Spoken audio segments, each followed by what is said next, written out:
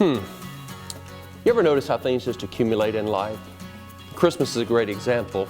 Over time, we buy more strands of light, maybe a few more ornaments, maybe a package of great nifty styrofoam snowflakes, and over time it accumulates to be so much that we realize we don't have space for it all, and so we have to find a way to deal with it. Option one is we get more space. We go buy more tubs.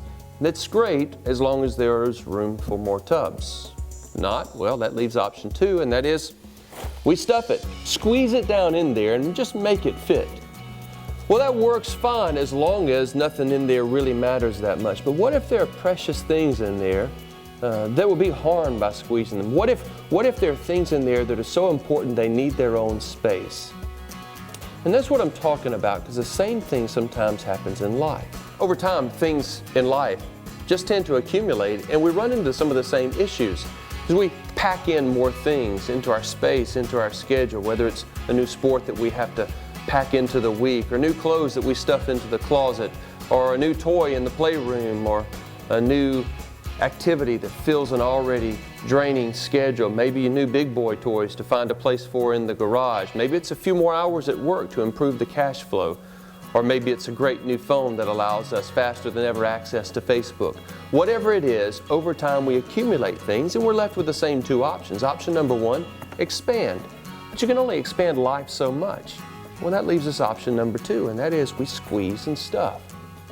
But what, again, if there are things that are too critical, too precious, or too important to stuff? What if there are things in life that are so very crucial that they need their own space and need to be protected, and yet we're squeezing them out sometimes? And that's the problem with accumulation.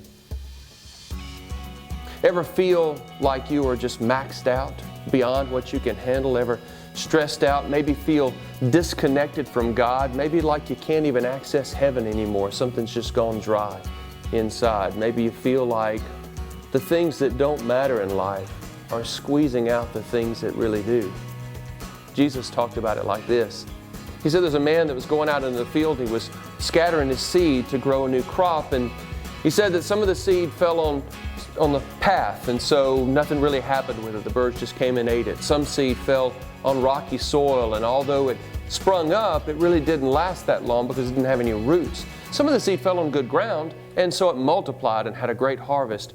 And Jesus said that some of the seed fell in soil that was crowded with weeds, and although the seed grew up these nice plants, the weeds around crowded and choked it out, and so it never really had life. And that's what happens with accumulation. But I think it's almost unavoidable. Only we can take initiative to do something about it. And that's what the next few weeks are about at Church at the Crossings. We're spending 21 days in fasting, prayer, and personal devotion to recapture the life that we're meant to have on the inside, that Jesus came to give us. It's 21 days where we cut certain things out of our everyday life to make room for God, our everyday crowded lives, to make room for our soul, for that thing that can't afford to be squeezed out. Now, you'll have guides that are available to you to tell you how and why we do this fasting, and maybe some things that'll help you. But here's the thing, I just want to invite you to take the journey with your church family, 21 days of fasting and prayer, and make this a time that you make room for God in your life. I'll tell you, I can't wait to see the results of our entire church family taking 3 weeks of making special room for God in our lives.